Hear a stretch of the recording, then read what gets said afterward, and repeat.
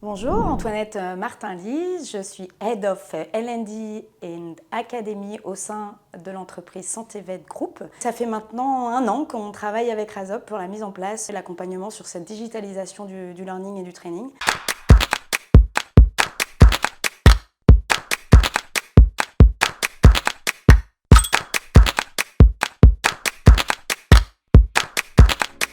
Je pense que ce qu'on appelle le learning in the flow of work est encore à ses débuts en fait. Ce que l'on observe, c'est le besoin de plus en plus de décloisonner la formation, de la mettre au cœur du moteur de l'activité en fait, ce qui signifie la rapprocher de l'apprenant et la rapprocher du job de l'apprenant. Plus les contenus de formation sont proches de l'environnement réel quotidien des utilisateurs et plus leur efficacité est forte. La mise en application immédiate est facilitée. Et c'est encore plus vrai pour les métiers commerciaux. Idéalement, pour moi, un conseiller commercial qui vient d'ouvrir une opportunité dans un CRM, par exemple, devrait être capable de voir ses principales activités, d'être aidé lors de la clôture, de mieux réussir grâce à cela son argumentation, de pouvoir améliorer ses points de communication avec le prospect, etc.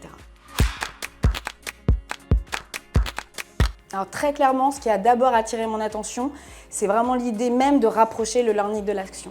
Les recherches, les études, les business cases ont démontré depuis bien longtemps maintenant l'impact positif du learning sur la performance des organisations. Et ce qui reste délicat, c'est de trouver les bons canaux de diffusion, le bon lieu de consommation et d'utilisation de la formation. Et c'est ça qui a un impact directement sur l'efficacité commerciale. Alors là, du coup, la possibilité, je dois dire, offerte par Razop de se plugger directement avec des formations contextualisées, pertinentes directement dans l'outil Salesforce, ça répond très clairement à ce genre de besoin.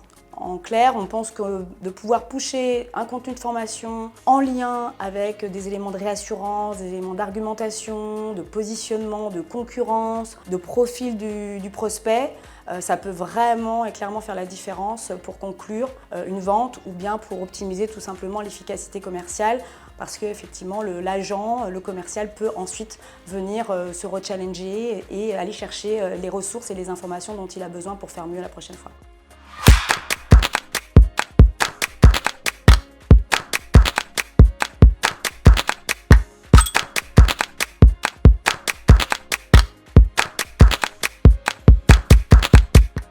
Complètement au contraire de mon point de vue. Ce qui est également très intéressant, c'est de pouvoir suivre les performances finalement additionnelles des commerciaux qui ont bénéficié de ces formations. Donc pour moi, c'est clairement un avantage. On parle beaucoup de ROI, de ROE dans le domaine de la formation. Ici, c'est simple, les équipes pourront évaluer plus factuellement l'impact du programme de formation sur leur performance directe. Pour les managers, c'est top aussi. Donc en termes d'auto-évaluation, en termes de pilotage, ça amène des choses vraiment en plus. Et la plateforme Razop, du coup, a mis en place des équivalents d'un scoring qui permettent justement de mesurer les niveaux de complétion, les niveaux d'avancement des apprenants et de se rendre compte en fait du niveau d'activité de l'apprenant sur ces formations. Et puis ce qui est important, c'est bientôt de relier le score de ces activités par rapport aux performances commerciales. Et puis en parallèle, mon équipe au niveau de Learning Academy, au niveau de SantéVet Group, pourra à son niveau déceler bien plus rapidement si un contenu de formation n'est pas adapté, et donc le challenger, notamment avec le taux de complétion global et regarder si c'est plus faible par rapport à la moyenne ou pas et mettre tout de suite en place des actions correctives pour venir améliorer la pertinence du contenu de formation et donc forcément indirectement sa performance auprès des collaborateurs tout simplement. Alors comme je l'ai évoqué au début, il y a une vraie prise de conscience de l'impact stratégique et business d'une approche learning de proximité, digitalisée et positionnée au cœur des organisations.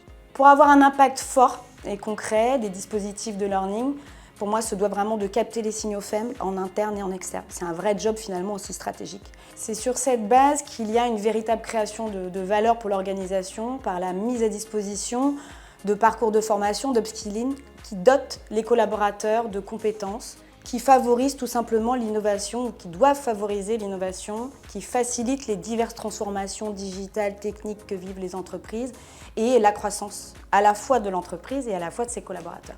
Comme on le sait tous, l'obsolescence des compétences s'accélère à un rythme inégalé, voire effréné. Et l'actif compétence et le maintenir à niveau, cette actif compétence, est clé pour les organisations. Et cela peut se faire uniquement par l'implication de toutes les équipes dans l'entreprise, data, sales, market, tech, etc., pour garantir en fait le meilleur alignement de la formation avec les besoins business. La formation, c'est un axe selon moi extrêmement fort pour accélérer la performance, aussi bien opérationnelle qu'organisationnelle. C'est peut-être important de dire aussi que la fonction learning, c'est une fonction qui se complexifie. Il est nécessaire d'avoir avec elle une vision 360 en interne et en externe. C'est-à-dire la nécessité de collecter, piloter la data en même temps, associer les métiers dans les montées en compétences, d'être dans une logique de co-design. Mais il est vrai que pour que la magie opère, je dirais, il faut qu'on identifie aussi des solutions innovantes, des solutions digitales, des plateformes comme RiseUp et peut-être d'autres, qui permettent d'accélérer tout ça et de satisfaire toutes les parties prenantes.